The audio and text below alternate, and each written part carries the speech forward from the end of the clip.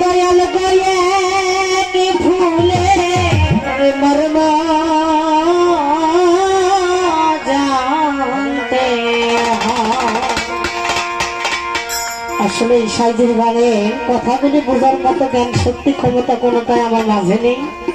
তবে এখানে উপস্থিত সাধু বৈষ্ণব আছেন, তাদের জন্য তাদের আত্মার খোরাকের জন্য আমি শুধুমাত্র আমার এই ক্ষুদ্র কণ্ঠে গাওয়ার চেষ্টা করতেছি।